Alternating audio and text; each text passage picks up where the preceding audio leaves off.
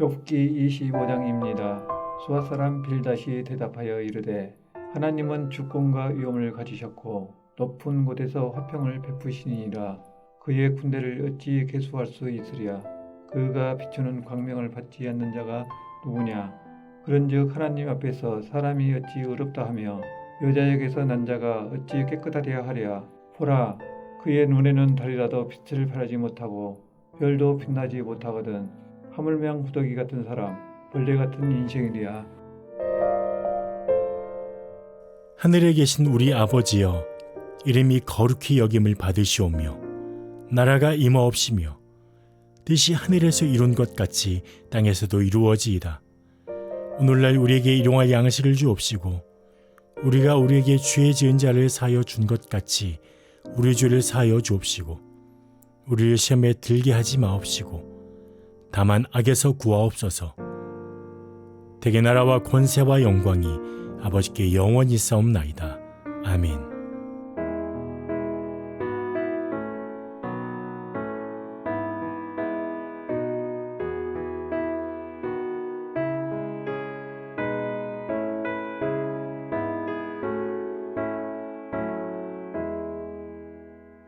내 맘에 주여 소망 되소서. 주 없이 모든 일 헛되어라. 밤이나 낮에나 주님 생각, 잘 때나 깰 때 함께 하소서. 지혜의 주여 말씀으로서 언제나 내 안에 계십소서. 주는 내 아버지 나는 아들 주 안에 내가 늘 함께하네.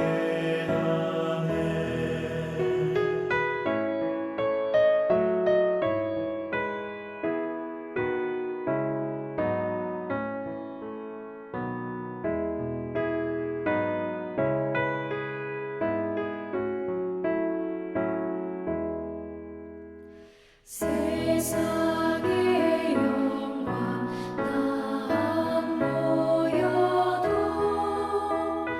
언제나 주님은 나의 기여. 주님만 내 맘에 계시오니 영원한 주님 참 귀하셔라. 영원한 주님 내 승리의 주, 하늘의 기쁨을 주옵소서. 어떠한 고난이 닥쳐와도 만유의 주여 소망 되소서.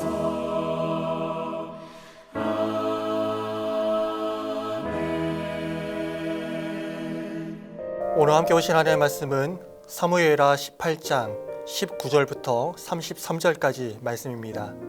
구약 493쪽에 있습니다.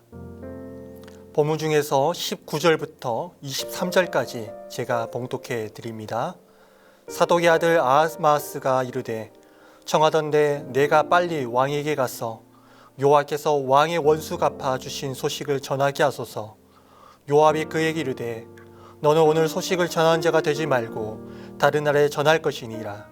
왕의 아들이 죽었나니 내가 오늘 소식을 전하지 못하리라 하고 요압이 구스 사람에게 이르되 내가 가서 본 것을 왕께 아뢰라 하매 구스 사람이 요압에게 절하고 다름질하여 가니 사독의 아들 아하마스가 다시 요압에게 이르되 정하건대 아무쪼록 내가 또한 구스 사람의 뒤를 따라 달려가게 하소서 하니 요압이 이르되 내 아들아 너는 왜 달려가라 하느냐 이 소식으로 말미암아서는 너는 상을 받지 못하리라 하되 그가 한사코 달려가겠노라 하는지라 요압이 이르되 그리하라 하니 아히마아스가 들길로 다른질하여 구스 사람보다 앞질러 가니라. 아멘. 샬롬. 오늘도 무엇과도 바꿀 수 없는 예수 그리스도를 의지함으로 말미암아 승리하는 하루 되시기를 간절히 소망합니다. 오늘 우리가 함께 보고 있는 이 사무엘하 18장 19절부터 33절의 이 긴 본문은 압살롬의 비극적인 최후에 대해서 말씀하고 있는 18장 9절에서 18절에 이어서 다윗에게 압살롬이 죽었음이 전해졌음을 지금 보고하고 있습니다. 오늘 본문 말씀을 보면 다윗에게 압살롬의 죽음을 전한 사람이 두 사람입니다. 맨 처음에 다윗에게 전령으로 가겠다라고 자청한 사람은 본문 19절에서 말씀하는 것처럼 제사장 사독의 아들 아히마스였습니다. 그는 압살롬을 중심으로 한 이 반란군들이 패배하고 반란군들을 진압했다고 하는 이 기쁜 소식을 하루빨리 다윗에게 알리고 싶었습니다. 그렇기 때문에 이 아히마스는 요압에게 자신이 다윗에게 이 기쁜 소식을 전하는 자가 되겠다. 자기가 전령으로 다윗에게 가겠다라고 지금 이렇게 말하고 있습니다. 근데 이렇게 들떠 있는 이 아히마스를 요압이 지금 막습니다. 그리고 무엇이라고 아히마스에게 말하고 있습니까? 본문 20절 말씀입니다. 요압이 그에 이르되 너는 오늘 소식을 전하는 자가 되지 말고 다른 날에 전할 것이니라. 왕의 아들이 죽었나니 내가 오늘 소식을 전하지 못하리라 하고. 요압은 지금 반란군을 제압을 했지만 그 전쟁으로 인해서 지금 누가 죽었죠? 다윗의 어쩌면 사랑하는 아들인 지금 압살롬이 죽었습니다. 그리고 그 압살롬이 죽었으로 말미암아 다윗이 기뻐하지 않을 것이라는 것을 분명히 알고 있었습니다. 그리하여서 지금 이 요압은 이 전령으로 가겠다라고 하는 이 아히마스를 만류하면서 구스 사람을 대신 전령으로 보냈습니다. 근데 보통 이렇게 하면 이 요압의 마음을 알아차려서 이제 가지 않겠다라고 자신의 그 뜻을 얻으면 이렇게 정리하는 것이 마땅합니다. 그냥 그 마음을 이해해서 수긍하는 것이 정상이에요. 근데요, 아히마스는 지금 그렇게 하지 않았습니다. 지금 말씀 보면 또다시 이 아히마스는 요압에게 간청합니다. 22절 말씀이에요. 사독의 아들 아히마스가 다시 요압에게 이르되 청하건대 아무쪼록 내가 또한 구스 사람의 뒤를 따라 달려가게 하소서라고 지금 말씀을 하고 있습니다. 무엇이라고 지금 간청하고 있습니까? 말이 간청이지 지금 요압에게 이 아히마스는 지금 떼를 쓰고 있는 거예요. 어린아이처럼 지금 나도 좀 가게 해달라고 이렇게 떼를 쓰고 있는 것입니다. 자기도 가게 해달라는 것입니다.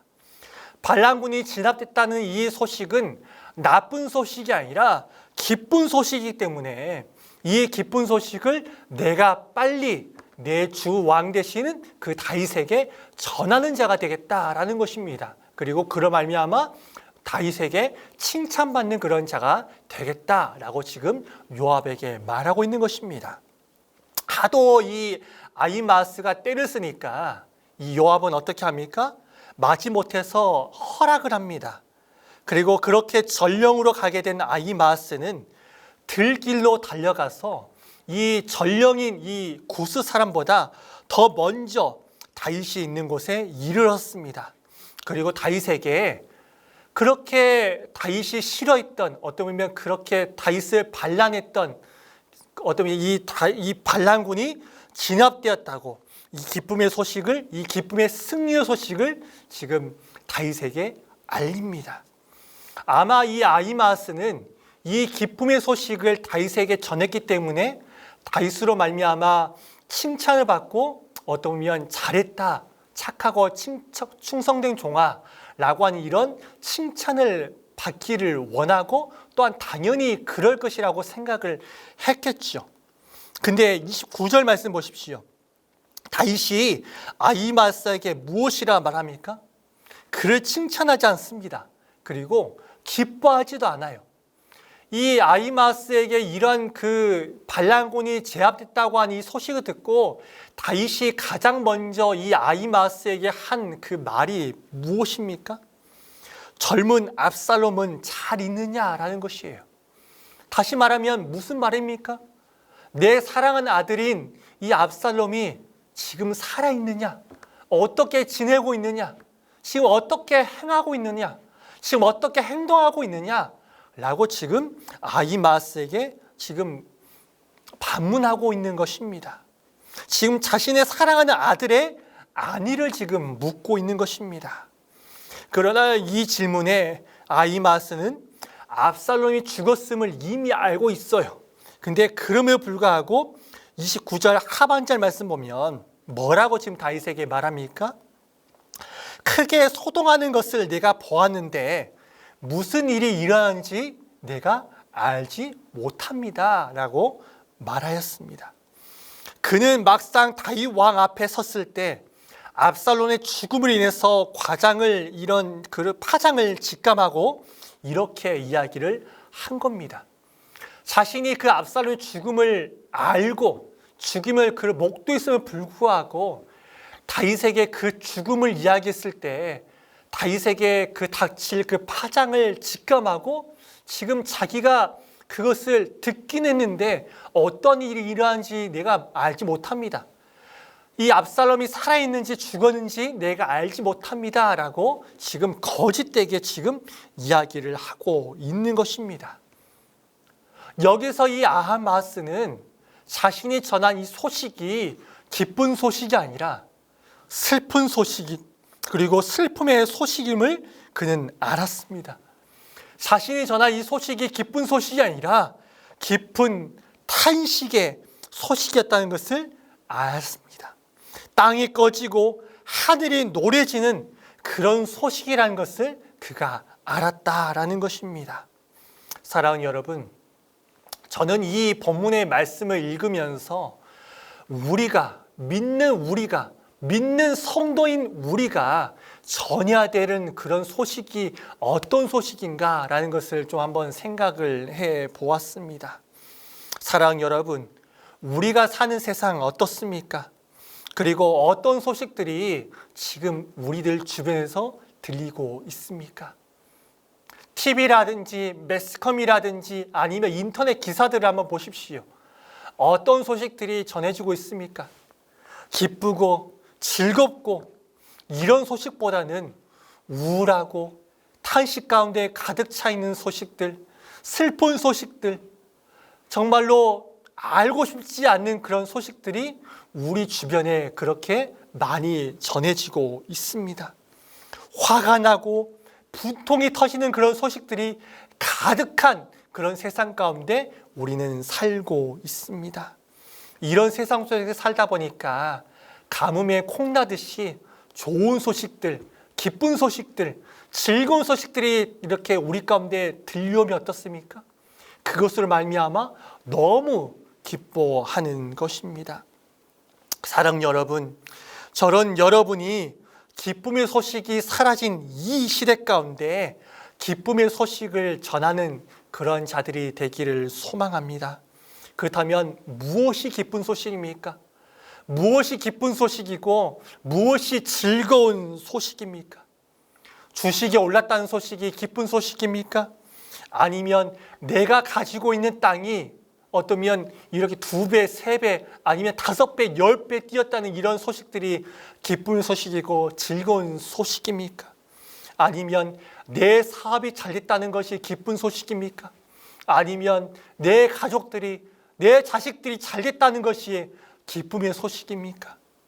사랑 여러분, 우리에게, 성도인 우리에게 기쁜 소식, 즐거운 소식은 이런 세상적인 것들이 아니라 오직 한 가지 이해해야 되지 않겠습니까? 누가복음 2장 10절 말씀이에요. 천사가 이르되 무서워하지 말라. 보라, 내가 온 백성에게 미칠 큰 기쁨의 좋은 소식을 너에게 전하노라. 무엇이 기쁜 소식이고 무엇이 좋은 소식입니까? 11절 계속해서 보겠습니다. 오늘 다윗의 동네에 너희를 위하여 구주가 나셨으니 곧 그리스도 주시니라.